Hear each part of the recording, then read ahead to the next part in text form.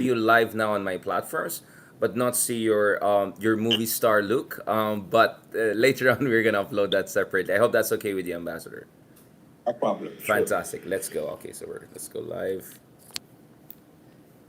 This is just for interactive. If people have questions or something, because usually the audience people are interested in. Okay. All right. Good morning, good evening, everyone, depending on where you're joining us. Today we have a very, very special guest, and of course, someone that I've considered as a colleague, as a friend, and of course, now obviously someone that I really look up to and respect as one of the chief architects of our foreign policy. I hope I'm not putting him into trouble by emphasizing how important his role has been in shaping a national interest Philippine first foreign policy. Thank you very much again for joining us, Ambassador Romualdez.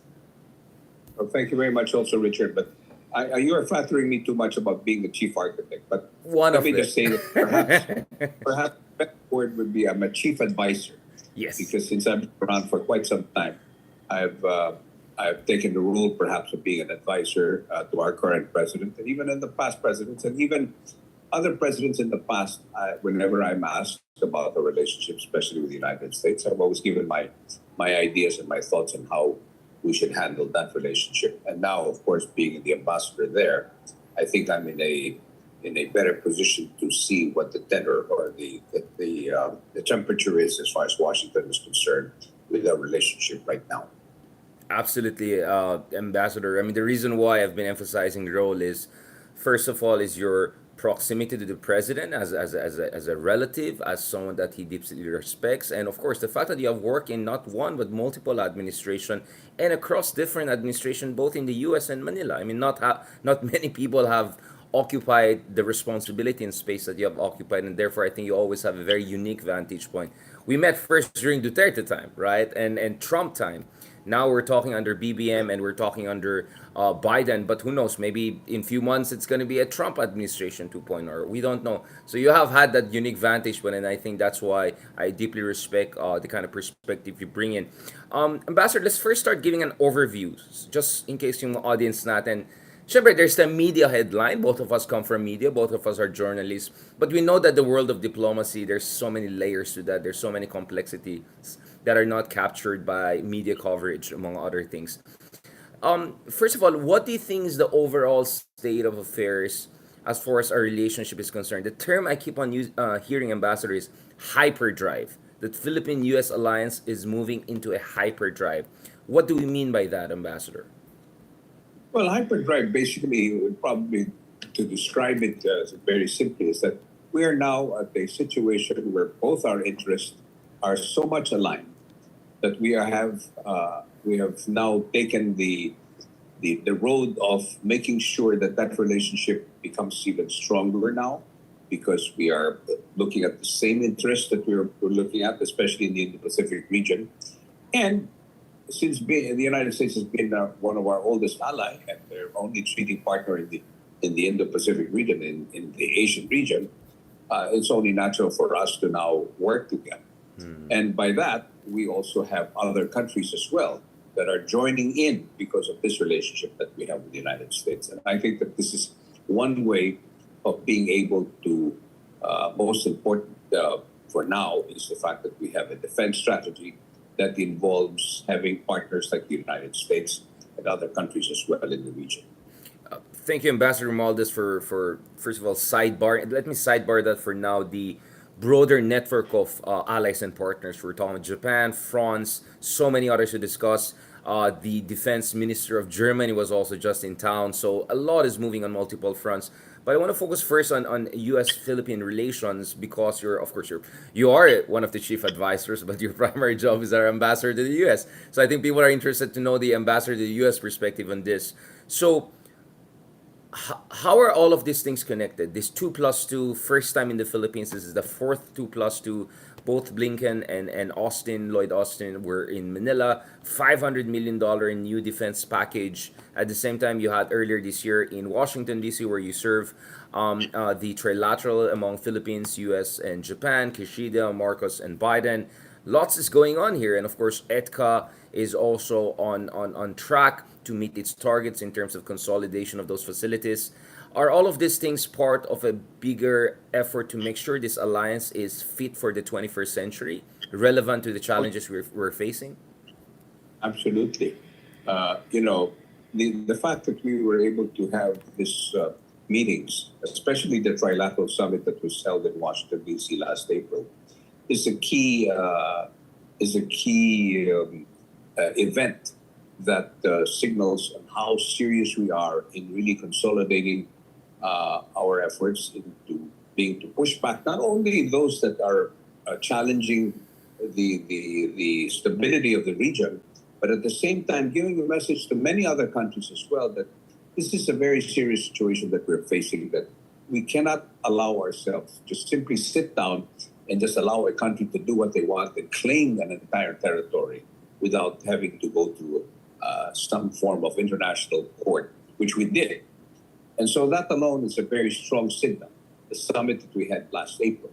And we will continue to have all kinds of meetings, and like the 2+2 that took place here over a week ago is another indication of how strong that alliance is with the United States.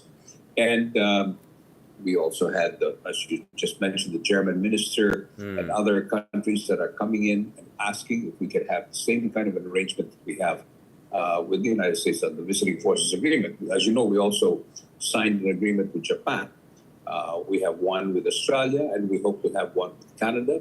And we may have other countries that are prepared to join us, and like New Zealand also is another country that's very much interested into having some kind of an agreement that will, again, strengthen our relationships and that we are prepared for any situation that we face in the future.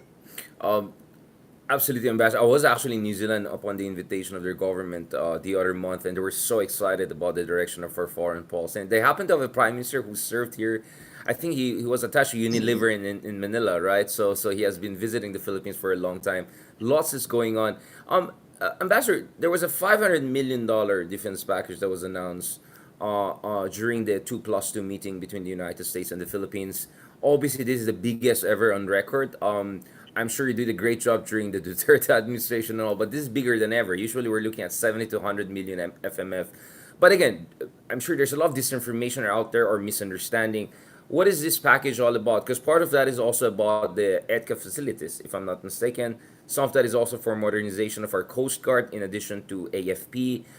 What is a breakdown? Can we deconstruct that for the purpose of audience who may not follow this clearly? Well, first of all, this is totally separate from the EDCA So it's budget totally that separate. Again, clarification. Thank you for that. Yeah. $128 million just for the EDCA sites. This is to improve many of the places that we've already agreed on, especially the nine. But this will be more on the additional four that was just granted to the United States for the EDCA. The 500 million is a large portion of that is obviously going to go to our Coast Guard and to the Right. AFP modernization, and also prepare. We have a USOMIA, which is basically a agreement on the security arrangement with the United States. And This is very intelligence. Yeah, and intelligence. Yeah. so we have to be able to upgrade our entire system to be able to fit into the United States system also, so that we can now prepare this for the additional funds that will be coming in.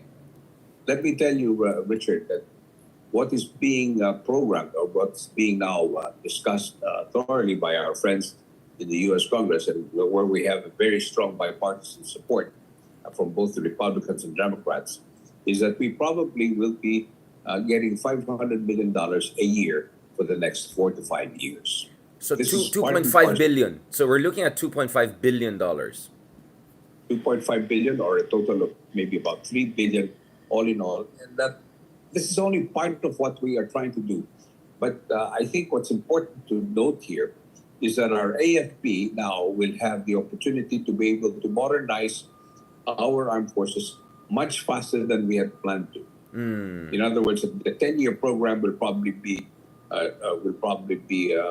shortened by another 3 to 5 years to make it modern and strong enough to be able to defend ourselves for any conflict in the future. This is very important for us, and I think that President Marcos, like I said, has made a great stride in making sure that that kind of defense strategy will work for us.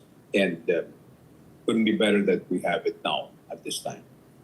Thank you for the clarification again, because I've seen some back and forth on whether the EDCA upgrades kasama dyan sa budget na yan, and that this is a 5-year project we're looking at, so a multi-billion-dollar defense aid. Again, the biggest ever given to any Indo-Pacific partner, if I'm not mistaken, also biggest ever to the Philippines, obviously. But Ambassador, again, I want to ask you about this because you were also there during the Duterte administration. So these conversations about us acquiring American fighter jets, because one of our problems is that we still do not have a proper fighter jet. No offense to FA-50s, but these are upgraded Korean trainer jets.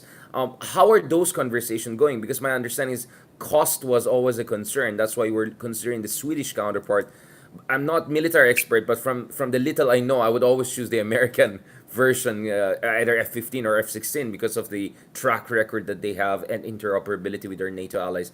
To the degree that you can share with us, are we also looking at acquiring some of the more advanced American weapon systems as we level up our armed forces capabilities? Well, I think our armed forces have already come out with a program that will now, I think, if I'm not mistaken, Secretary Tudoro has already instructed his staff to be able to come out with a program to consume that 2.5 billion within the next within the next 5 years, which will be obviously which will include fighter jets that you mentioned. Now, on the question of the F-16, obviously the F-16 is the one that our Air Force really wants, Right. and it is the most reliable of all. It's been around for a very long time. The problem, though, that will always be put into question, which I think is also a concern of the president, is the maintenance and upkeep of this F-16. So it's important that this package is easy to buy, but to maintain it and keep it in good condition for at least another 10 Per year, years. per year, yeah. The minimum is what's important, and how much will that cost us? So these are being studied very carefully by our armed forces logistics and procurement people, and I'm sure that they'll come out with a good mix of whether we can have F-16s or Griffins as part of the whole package of what we need for our Air Force. But there are many other things that we need, actually. Right. To be honest about it, if we really want to be up to that certain level, we need much more than what we're getting from the FMF. But the good news is we're also programming like the Horizon 2, 3, and 4, and whatever it is. I think our own legislative branch has come out with some programs to be able to fund many of the requirements of our armed forces to bring it up to speed also. So we're not just dependent on the United States. We're also using our own resources, and other countries also, by the way, are prepared to help us to be, like I said, interoperability of all the like-minded countries is very important at this time to modernize ourselves and be ready for any situation that we face in the future. Thank you for the clarification. I definitely agree with you. I mean, talking to people from military background, Admiral Ong is someone we regularly have also on our show where we discuss this technical and military aspects. So I appreciate that. Obviously, you're the diplomat here. You're one of the most diplomats out there overseeing this relationship and our broader foreign policy. The reason I talk about the F-16 and all of that is, of course, Ambassador, you understand. You're also a journalist. Symbolism, right? I mean, it's really something when you have a kind of a really storied weapon systems from a key ally with you on very favorable terms, if I could say. I think it says a lot. Let's just be honest, it makes our job also easier to push back against, for the lack of better term, pro-China proxies in the Philippines who keep on saying, oh, wala naman napala itong relationship na to. Oh, look at this, look at that. So I just felt I wanted to talk about it because symbolism is big also when it comes to alliances and pushing back against propaganda, China propaganda.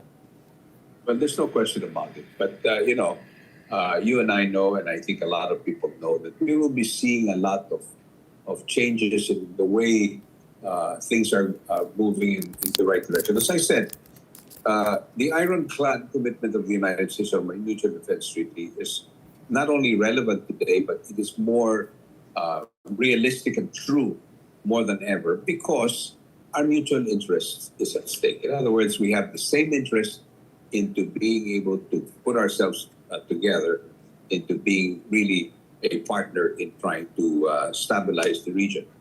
So we will be seeing that, and all those naysayers and all of those that are saying all kinds of things, they will see that they're totally wrong in their way of thinking. I just hope that it is only because they're wrong, but they're not seeing the propaganda tune of the other countries. Excuse me. You want to grab a bottle of water, Ambassador? No, thank you for that clarification. That was extremely important. And please continue to take care of yourself. This is gonna be a long 2 or 3 years. A lot is gonna happen in DC in the coming months, and also in our bilateral relationship. May I ask you also, Ambassador, about the West Philippine Sea situation? I saw a footage of three of you with former Ambassador and Secretary Manalo and also Secretary Gibo Chodoro. Parang sabay-sabay pa nagsasalitan last. I said, you know what? I'm gonna ask separately, Ambassador, also about this. What do you think about the state of affair in the West Philippines right now, especially over the Ayungin Shoal? My understanding is that if it's the skeletal reinforcement, okay na tayo, nagawa natin yung reinforcement na kailangan natin. But nevertheless, there's been a lot of Chinese propaganda around itong I don't know, interim agreement na meron tayo na they're essentially implying we're getting their permission before we supply there, which is a kind of reaffirmation of their nonsensical supposed sovereign claim. Can you clarify what's going on right now in Ayungin Shoal in terms of us holding the line and making those lines very clear to China, Ambassador? Well, I think I can only tell you what is already known publicly. That there is an agreement, yes. Whatever the messaging coming from other country, from China, we have our own messaging, and we know which one is true and which one is not. So, but at the end of the day, the most important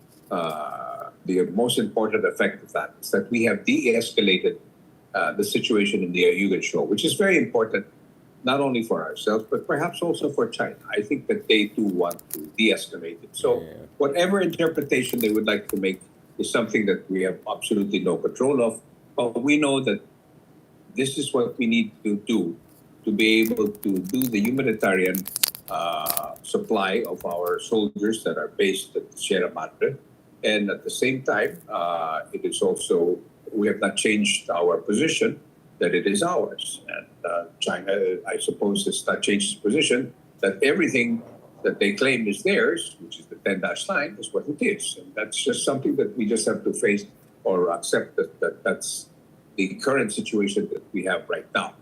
Now, what we're trying to do now, to be honest about it, Richard, is that we are trying to move in a way that we are just trying to, let's put it this way, we don't want to escalate, but we don't want to change our position, but we don't want to just concentrate on just looking at this as the main issue.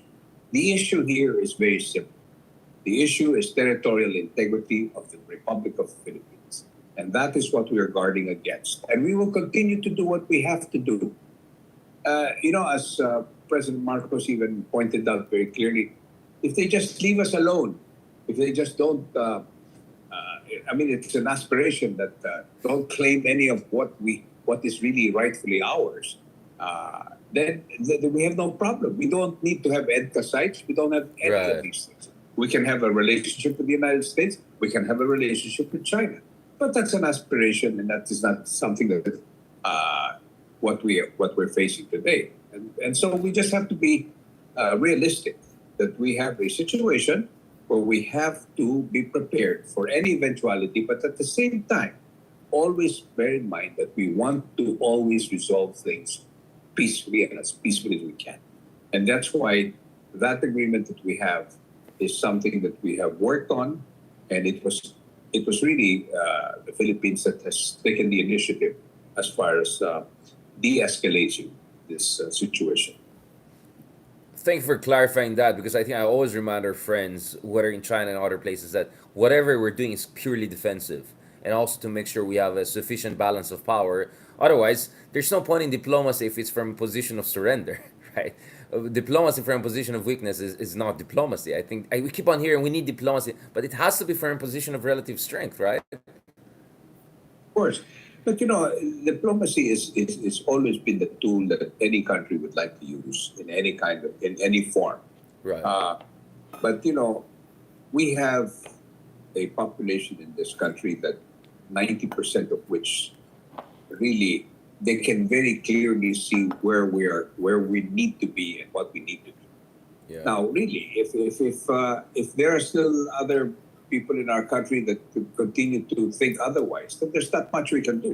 I just hope that they're just thinking in a wrong way, and as I said, they're not singing a tune for some other reason.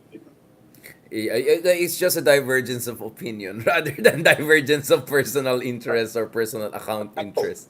I'm hoping that that's the case. Ambassador, there was one thing I also emphasize very much here as we transition into part of because my entire point is about this is strategic agency of the Philippines rather than alignment with anyone, right? But before we go there, I want to also emphasize, and this is actually reflective of that sensibility.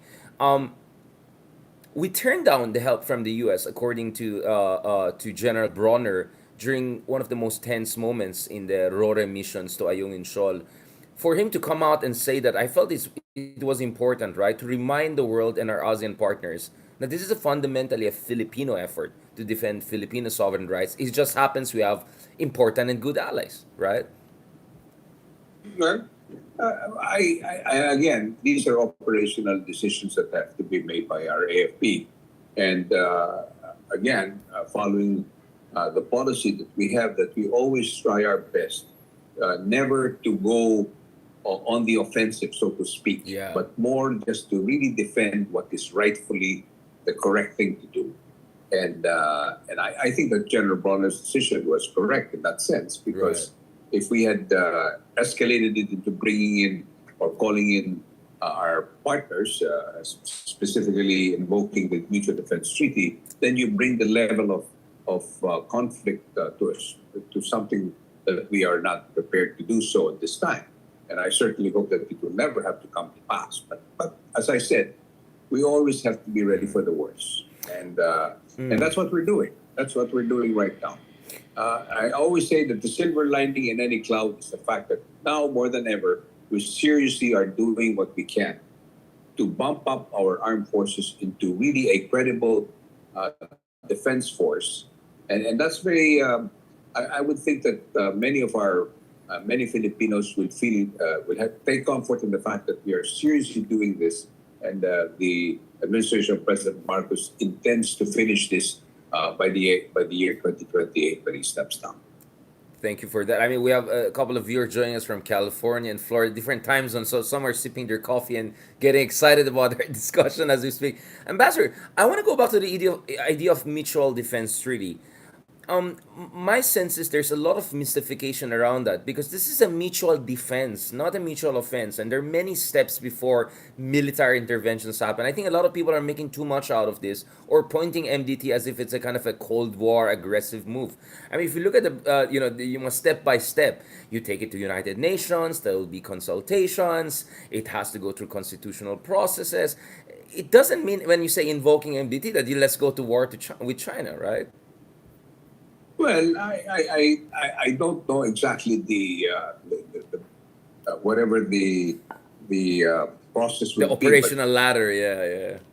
okay, whatever you want to call it. But the bottom line is that Mutual Defense Treaty was signed in 1951. This is right after of course, the World War II, and I think at that time the Korean War.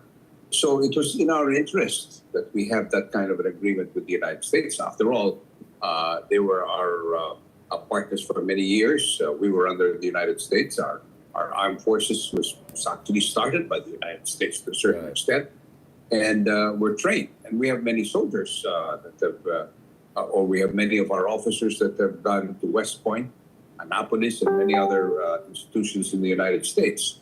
So it's only natural, again, for us to have that kind of an agreement, the Mutual Defense Treaty.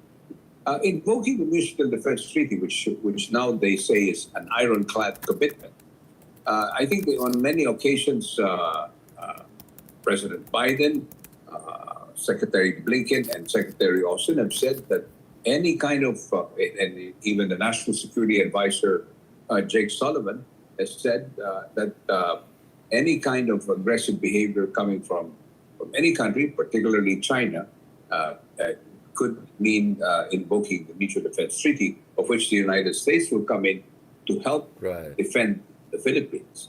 So that's very clear.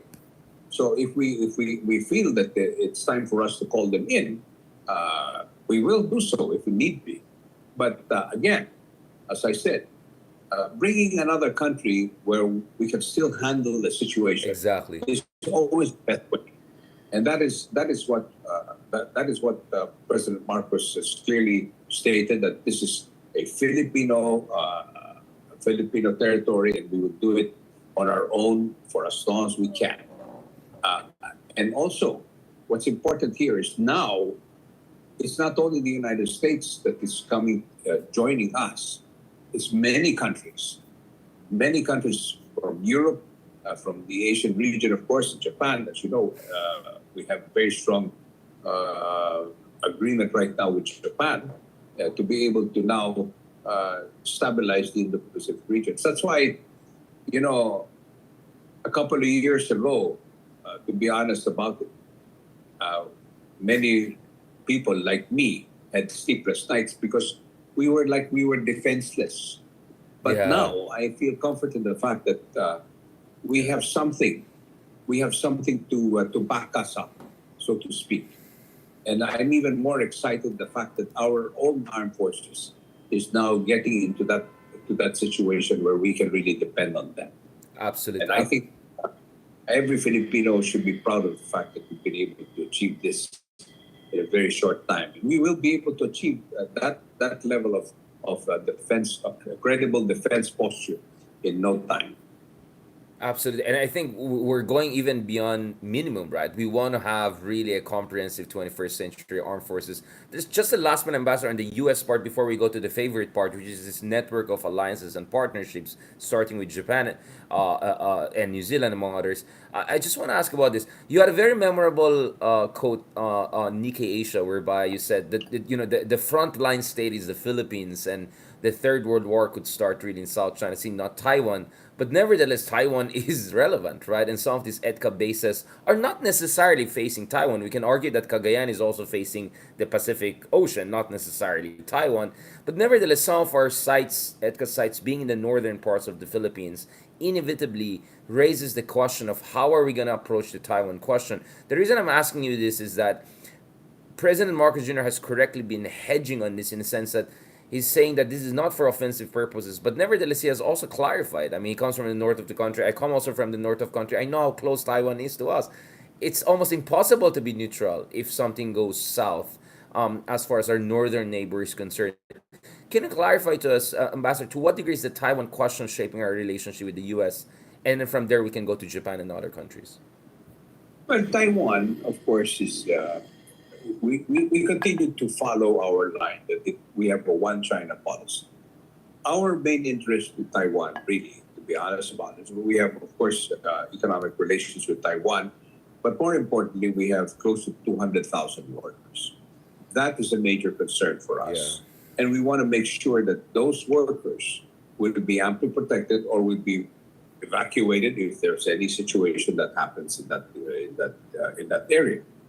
But we all know that if there is a major conflict in Taiwan, inevitably it will spread to Yeah. the region, and that's why, because we are centered in that situation where Taiwan is 600 miles away from the northern part of the Philippines, and Japan, of course, is also another country that is also concerned about that situation, and so these are the two countries that are very much focused on what happens to Taiwan can very well affect us.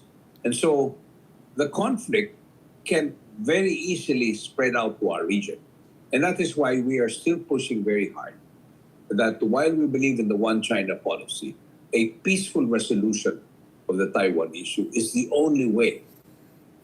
Because if there is a military movement that is made to take over Taiwan, I think that that's going to be really a disaster for the world, because it will start something that we don't want to ever happen.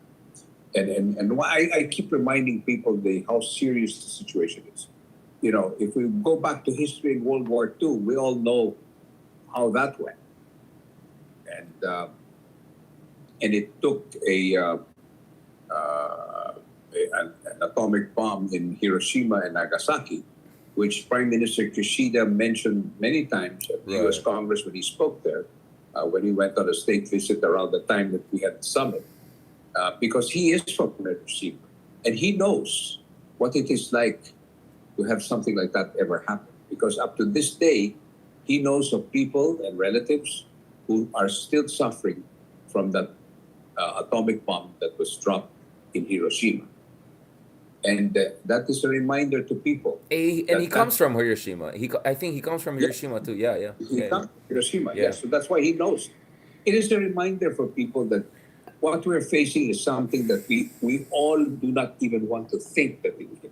But it can happen because we have now countries like the United States, China, and Russia, and other countries that are developing nuclear weapons. And it can really spell the end of the world. And we don't want, I think, any rightful thinking person will not want something like that to happen. To what degree, again, maybe I should ask Secretary Gibo on this, but to what degree should we be part of the deterrence, or we should think at least being part of deterring a conflict in Taiwan as a U.S. treaty ally? Well, I think the deterrence is more really for our interest because we want to prepare Mm, ourselves that no country can simply take over. You know, again, we have to go back to World War II. I mean, while Japan is now one of our strongest allies and partners, we were at one time at war with Japan, right. we were under Japanese occupation for many years at that time. So we don't want that to ever happen to us again. That we have another country take occupy us. We certainly don't want that to ever happen because we know from the stories that we hear from our parents of how it was during the Japanese occupation. Right. So again, we have to always think about the past because that is where we learn from history. We should never forget what happened in the past, and we should ever try to avoid letting that ever happen again. But unfortunately, this time around, it's not just probably occupation, it can mean the annihilation of humankind. Because of the weapon systems we're looking at. Last one in the It- U.S. Philippine relations. I mean, you talk about the importance of the past and what happened during the Second World War. Something my Lola was celebrating her birthday soon. Like, always talks about when when Ilocos region was invaded by Imperial Japanese forces and they're liberated. But we want to also talk about the future and one of the candidates in elections in the U.S. is someone I think was born boomer itong mga to, diba? So you said bipartisanship, and I absolutely agree with you. I've talked to people from both sides. Whether it's Elbridge Colby on the Republican side, to all the way to Eli Ratner, who are on the other side and working already in the Biden administration. So I've had conversation with all of them, and I think all of us more or less understand China is the primary threat to the liberal international order and U.S. leadership in this part of the world. Do you see any difference? Because obviously relationships are also about cadence and personal relationship. Do you see any difference if ever another Trump comes to power, or if Kamala isn't?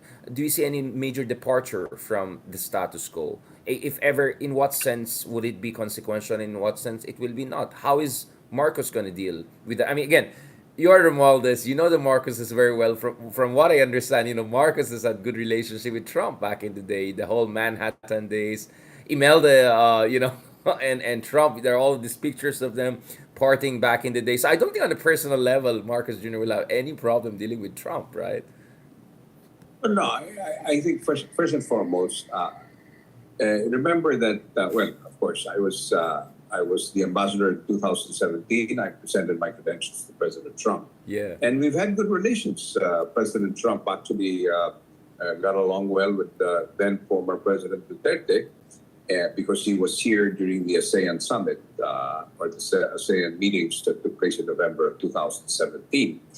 But more importantly, I think the policy that was made then, not only by President Trump but by the Republican Party as well, they've always been they always believed in that kind of thinking about Yeah. pushing back and having allies as their partners. Except with President Trump, an allied partner must be able to play a role. And that is why, for some reason, this is exactly what I've been saying to our friends in the U.S. Congress, that I do not go to the U.S. Congress to put my hand this way. And I don't know if you can see it in your cameras, but Right. I don't put my hand Yeah, out yeah, this yeah, way. exactly. Yeah. It's more this way that we are partners with. Work I'm together. here because we need to work together for our own interests. And so our Republican friends have been very, very appreciative of that. In fact, when I had a meeting with Lindsey Graham, one of the very, very strong supporters of President Trump, a senator from South Carolina, he liked that. He liked that very much. And he said that that's exactly what we'd like to hear, that we would like to help our partners like the Philippines, but you do your part also in being a real partner. Yeah. And that's exactly what we're going to be doing, whether there is a Republican or a Democrat sitting at the White House. Right. I think even from J.D. Vance, we heard very strong statements on China. Also from other stalwarts in the Republican Party. Just a tiny note on this. What about on the trade front? Because Trump has promised to impose 60% tariffs on China and 10% across the board. Isn't that gonna hurt the Philippines? And weren't we supposed to have a bilateral free trade agreement with them in terms of economic relationship with the US? How do you see that going, Ambassador? Well, again, it's a matter of being able to navigate that road on the economic issues. Again, it has to be mutually beneficial for both countries, and that's what I think the Republicans are all about, especially perhaps if President Trump does go back to the White House. It has to be a win-win situation. What we're doing is we're offering the Philippines as a good place, for instance, on the semiconductor industry. Right. We are a trusted partner right now. There's a lot of these semiconductor companies that are moving out of China, and they're moving into the Asian region. We are offering ourselves as a partner, as a trusted partner, that we can very well be the ones that can catch many of that and export it to the United States. To give you an example, this has happened during the Trump administration during the height of the pandemic. 3M, the one that produces the masks and also the PEs for the health workers, the nurses and the doctors, they were producing this in China. For some reason, China at that time did not allow the export of these very important items during the height of the pandemic. The United States learned then, and the administration of President Trump learned then, that we cannot allow the supply chains to be controlled by a country that could very well. And it was actually Vietnam that came into the picture and supplied some of these things that were required very much at that time by the health workers in the United States. So in the same token, the important microchips and all of these things that are being produced, they're all moving out and they're moving into the Asian region and going to trusted partners. And we are one of those. We are one of 7 countries that have been chosen by the U.S. State Department.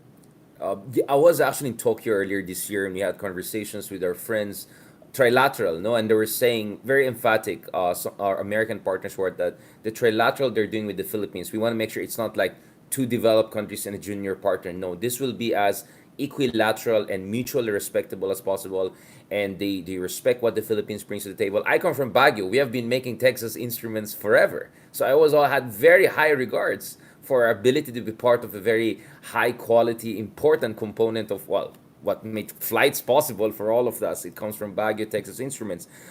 Is this also what the Subic economic corridor, Subic Clark economic corridor, all about during the trilateral summit, Kishida, Marcos, and Biden? Because honestly, I'm very excited about semicon. That's why I discuss all the time. And even the Taiwanese are hoping that they could also help the Philippines to be a more important part of at least packaging and design, if not eventually fabrication of increasingly sophisticated semiconductors. Yes, definitely. No, we were working with Taiwan as far as the semiconductor. You mentioned about the Luzon corridor. The corridor, yeah. Yes, that is a very important part of the development project that the United States is giving to the Philippines, together with Japan. I think they've discussed with Japan to be part of that, the development of that area. That's a very big project that would very much involve that whole corridor, and the development in that region is going to be, it's like it's going to boom, so to speak.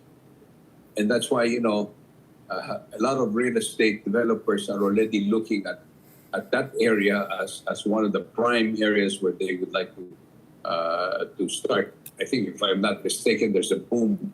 Uh, so many are now coming in there, buying up as much land as they can. Hopefully, they're not going to be touching many of the agricultural Indigenous and land. agricultural, yeah, yeah, Yes, so well, that's already for our government yeah. to handle. But at the end of the day, that gives you an indication of what kind of development projects that are pouring into the country. And it's not true what they're saying, that there's nothing, there was no significant benefit that was given to the Philippines with all the trips of the president. I still think that all of the trips that the president has taken is well worth it, because number one, he is Ferdinand Marcos Jr. Everybody wanted to know him or get to know him, many of the leaders all over the world. And secondly, the stand that he has taken. I mean, everybody was expecting him to do something else. But the foreign policy that the president has taken is very, very much well known all over the world, that they want to meet him. Up to this day, Canada is still waiting for the president to accept the invitation. He has accepted the invitation for a state visit in Canada, but it's a question of the timing. But they're Yeah. very eager to see him, actually. The Canadian Prime Minister has been wanting to set a date for that state visit, but I don't blame President Marcos, because not only does he have to attend to so many other things, but of course the domestic issues is also very important, perhaps even more important than anything else. That's why Yes. all those trips that they've taken in the first 2 years was important. But now he's now managing it and trying to space it out in such a way that it will not take too much of his time. Yeah, absolutely. I think this is the last part of our discussion, but the most important. You mentioned Canada. I was in Berlin with Chancellor Scholz earlier this year, and he was very happy with his meeting with Marcos Jr. I was very impressed. I hear many positive things about him, also from Auckland, Wellington, when I was there the other month. So I agree with you. Mabango ang Pilipinas, and then obviously, we can have a long conversation about the Marcos and history and all of that. But the state of affairs right now is that the Philippines is seen as a responsible stakeholder. But more important, we're seen as a kind of a emergent, if not rising, middle power. Kind of a country that wants to stand on its feet, and to project influence. What is the Philippine first foreign policy, in a sense that how is this relatable to this RRA we just signed with Japan, the one we're gonna sign with New Zealand, the one we're gonna sign with Canada, and the French are also in the wings. What is this all about, Ambassador? I think this is something you kept on mentioning a while ago, but now let's flesh this out. Well, very simply, our geographical location is what tells it all. It defines what our foreign policies are. We're a country now more than ever that plays a major role in the political stability of this region. We're right in the center. You know, this has been the line that has been said so many times. In fact, it was the mother of Ferdinand Marcos Jr. that used to always say that we are right in the center. We are the, well, not only the pearl of the Orient, but I forgot the name. Pivot of history style stuff. It's like, But but again, it's a destiny, so to speak. With what is the situation now, and the political stability, or the stability of the region, is very important. We are playing that role right now. So the geopolitical situation that we're facing right now brings us why it is very important for many countries, like-minded countries, to see the Philippines to be a strong country that will be able to withstand any kind of coercion, either militarily or economically. And that's the reason why we're at the center of all of this. And this is, you may want to call it, it's pure luck. That's what God gave us. They gave us the archipelago that we are living in today. It's a major player in the region, and we should take advantage of that instead of crying and saying, "Why are we doing this? Why is everybody doing this?" But the fact of the matter is, we have a role to play, Right. and the role that we're going to play is to make sure that there's a balance and that stability in the region is a role that the Philippines has already decided to take the initiative, and that we are going to use it for the good of mankind. At the same time, which is very, very important for us, is the economic part of it. Right. President Marcos' main objective of this whole exercise boils down to economic prosperity because it means economic security for the region. And economic prosperity for our people is obviously the best thing that can ever happen. And I think that, I'll tell you, Richard, I am so convinced that that the next generation of Filipinos will be at that level. We are already there, so to speak. And then now with all of these gold medals that we've been getting, parang nandyan na eh. Golden era nga after all. Golden era talaga. I mean, it's all coming into play. Right. And I think Right. that we're Ye- being awarded. yes, we're Ambassador being Romualdez, yeah. rewarded for all the sacrifice that we've done Before. for the world. With our OFWs. Our OFWs are very well respected and very much appreciated all over Absolutely. the world. Absolutely. And now we are being given this reward that we play a role in regional stability, at the same time giving economic prosperity to our people. And I think that that's going to be the best thing that can ever happen to us. Ambassador, last point. How do you think the Philippines? Yeah, what are the elements that have to come together for us to step up to the plate? Do you think we need a whole of nation approach? I think if there's one thing that is coming out over the past year or two is that the West Philippine Sea issue is showing how much we have in common. Hindi ko na alam dun sa 3% na iba yung paningin sa West Philippines na ayaw mag-criticize sa China. But more than 90% of the Filipinos want a tough stance. A lot of people I know who are very critical of your cousin, the president, Marcos Jr., are now saying, well, the guy's not doing anything wrong, at least on the foreign policy. What is there to complain? We have to support this guy. He's our president. So it looks like a kind of a new unit team is coming together whereby more than 90% of Filipinos are seeing the righteousness of the struggle for the country. And I think President Marcos Jr. has correctly emphasized this is not about taking sides between US or China. This is about our national dignity and territorial integrity. What is that whole of nation approach? How does it look to you, Ambassador? How do you think we can all work together? I mean, this podcast, in a way, is a whole of nation approach. I'm an independent journalist and academic. You are working in the government and also a journalist. But I think both of us see the value of this discussion and pushing the envelope. What do you see along those lines, Ambassador? But the whole of nation is very simple. Richard, I've been around for a very long time. I've been, obviously much older than most of you. But you see, I have never looked at the political color as the reason why we want to do what we're doing for the country. For me, it doesn't matter. I have dealt with the father of President Marcos Jr., obviously, because I was news reporter then, and I was doing my job, and I supported that administration of President Marcos Sr. in my own way. And then from there, when EDSA took place, I was one of the supporters of Vice President Goy Laurel. I helped him in Washington, D.C. During that time when he was the vice president. And then when we had President FBR, the late President FBR, I joined many of his business delegations. In other words, what I'm saying is it doesn't matter to me who it is who is up there. If he's elected, duly elected by the majority of people, or he was elected without any cheating whatsoever, and he's the rightful leader of the country, I'm there. And that's what many Filipinos should look at. You should look at, uh, we have a democratic system. So if we have a leader that's been elected by the majority of the people, then we support them. And President Marcos Jr. received 31 million votes. He was elected by the majority of people, and he's doing what's right.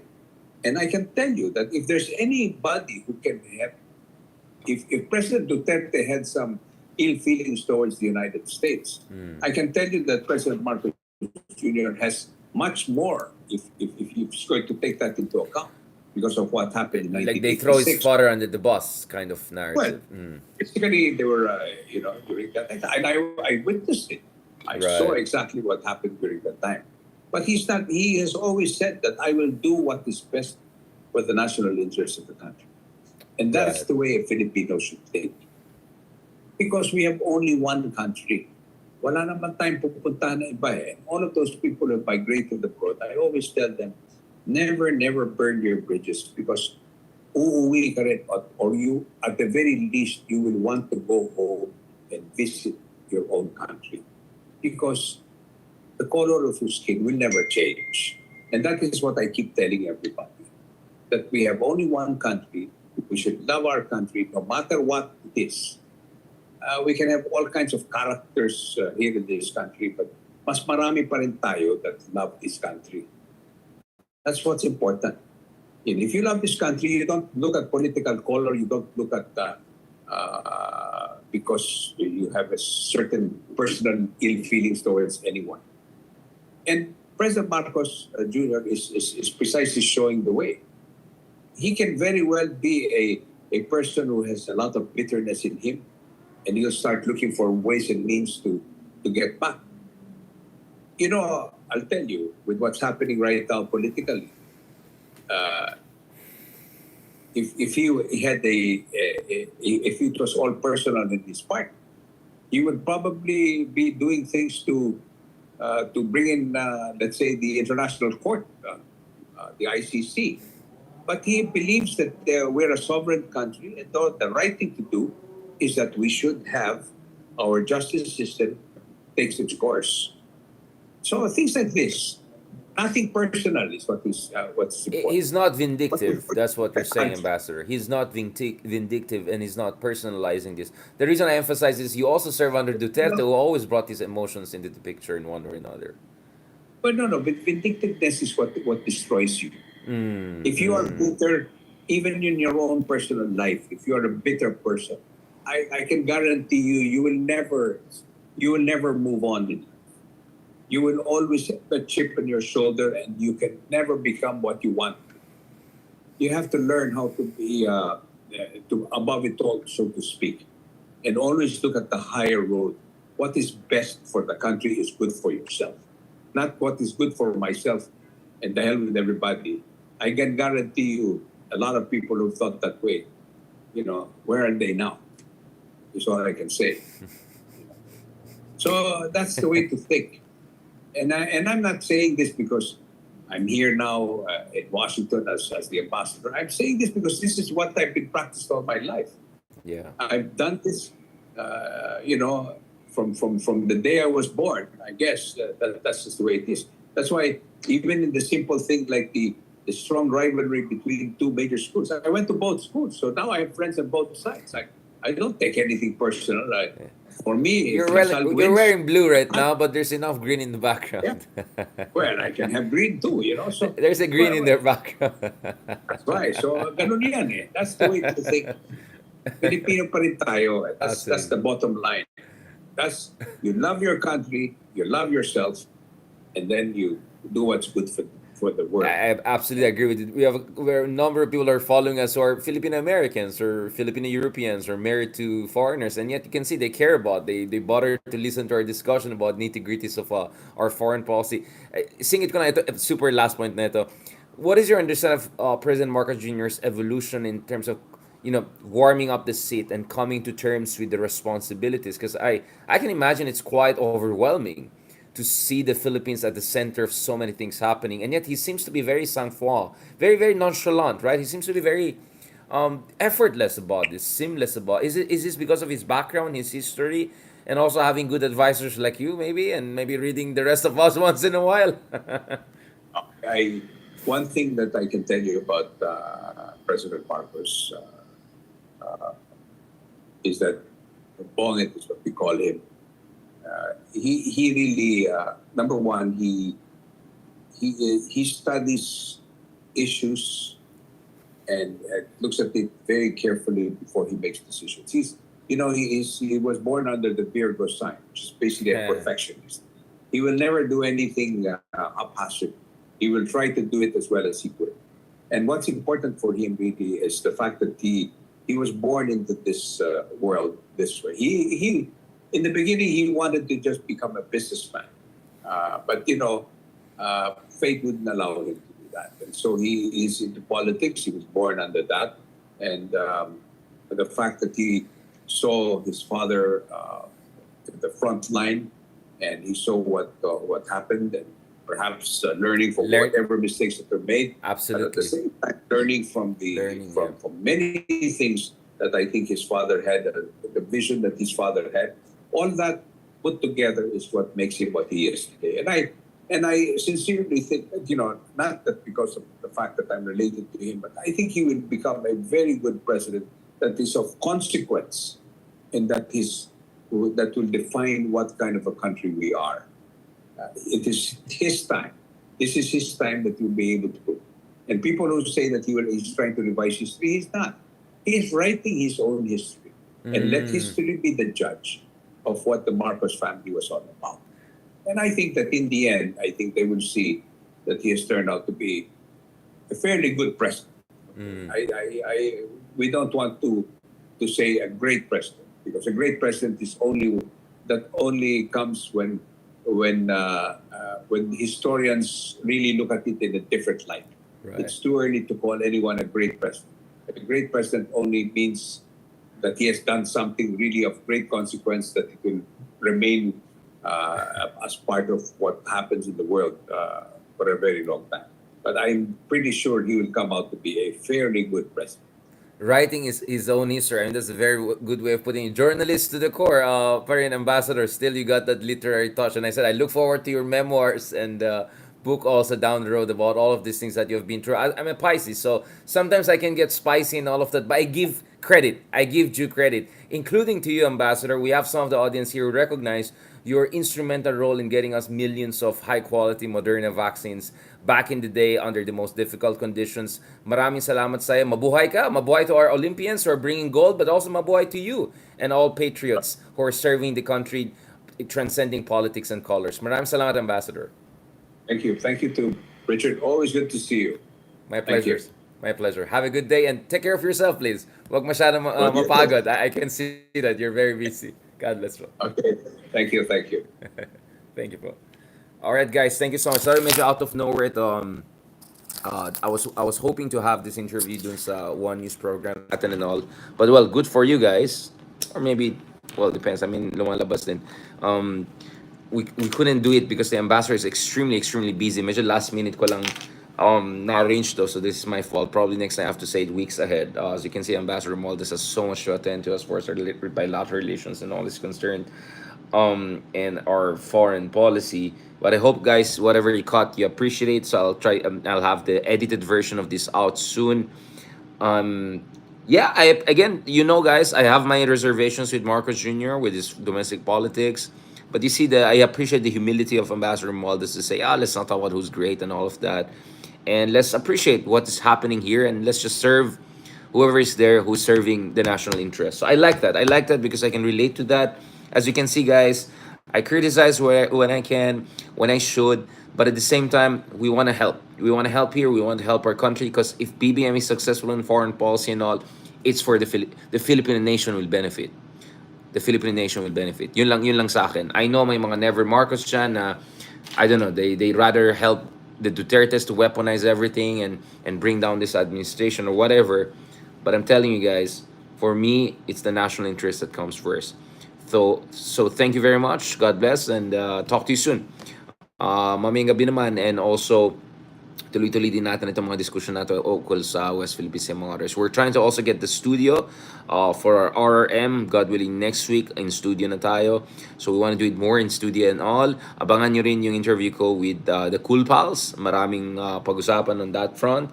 And also watch out for new episodes of You for Manila, which will be also uploaded for free dyan sa YouTube if wala kayong cable. I also have a couple of other shows coming, not shows but podcast, at least three more. The Breach with the European Parliament. You can check that on Spotify. Please feel free to recommend, to suggest, but just put The Breach or Hey Darian, something should come out. There's another one I'm also working with Leloy Claudio. This is a separate project. We were having discussion with the organizers and producers the other day, and hopefully we can get enough funding and all to get that going. Maybe with the celebrity host or not. But honestly, for me, tama na yung showbiz na yan. Let's just do quality podcast with quality production and get the ball rolling. Hindi kailangan artista parati or something na kasama. Ay nako yung culture na natin, parating kailangan may artista, may showbiz, ganun. No guys, we just do something quality, high production and all of that, and let's try to carry the day from there. And then there's another project, the floor naman, kung saan I interview people, especially from the government and people are running for office and all of that. The floor, I mean, na ano ba ang minimum acceptable in terms of governance with Philippines and national discourse. So there are a couple of things I'm doing on here. The Cool Pulse, I think, would be next week, 15 or 16. I-upload ko kayo on that. So yeah, and yeah, you're right. Mark Gamboa, attorney Gamboa na siya ngayon, all right? And mga and si Ronald Llamas, lalo natin pinasikat. Kaso ngayon sa sobrang sikat, mahirap na siya ipin down. I have also another project I'm working on kung saan we want to bring in thought leaders together, medyo kapian style. Sa Kape Adriatico, kanina yung mga team natin ay nandun to organize things. So there naman, hopefully we can in person bring together kapihan, medyo press conference, medyo kapihan. May production din sila Justice Carpio, Admiral Ong. The rest we want to bring in. Let's see also si Liamas, si Mr. 0.6% kung pwede ba siya. So I'm working on all of those things, guys. Alright, this time I'm trying to take care of my health. Kahapon, medyo nag-gym lang tayo ng konti na mas mahaba. Sobrang pagod na ako kanina eh. So I think my body's trying to get used to things. But yeah, I'm doing my best here. Doing my best. Actually, meron na kami si fellow Baguio boy, si Attorney Libayan. Meron na kami podcast together. Please check out. Just put Hey Darren Libayan. Things are gonna come out. Again, I may not agree with everything 100% with other bloggers and all, but I'm always open to collaboration. You can see it. I've worked with Kristan, I've worked with Mark, I've went with Cool Pulse, I worked with Red Oliero, na post ko yung some of the highlights there. I've worked with Libayan, I work with people across the spectrum because what we want here is to elevate the level of discourse. And I'm glad that Ambassador Romualdez was there to remind us na at the end of the day, gusto natin tulungan ng ating bansa. Kahit Amerikano na yung iba sa atin, kahit Europeo, whatever, dahil nag-migrate or nag-asawa ng afam or whatever, okay lang yan. No problem. At the end of the day, you love your country. Lord De Vera, meron na akong pinaka-first episodes namin, nandun na si Lord De Vera. Check it out. I think it's a 3-hour interview. Just put Project Pilipinas or Hey Darren, Lord De Vera, something's gonna come out. We're gonna do more of that. We're working on a lot of things. Mahirap pala mag-organize, no? Mag-production and all. Who knows? Maybe one day, we might need to go, set up our own production company, right? Kind of a media company and all. Um, as you know, guys, I'm also an academic. Um, there was a chance for me to be in Europe next year for some visiting scholar or something like that, pero mukhang postpone ko na yan. Um, there's a lot of things pulling me in different direction, but I want to make sure I'm here in the country and helping in my own little ways. And no matter how humble my contribution, if I can inspire other people to do something as good and hopefully even better than me, then so be it. Kung yan ang contribution ko sa bayan, then so be it. And let's see down the road if I can serve more directly in position of, office or whatever you want to call it. On that note, thank you very much. God bless and talk to you soon.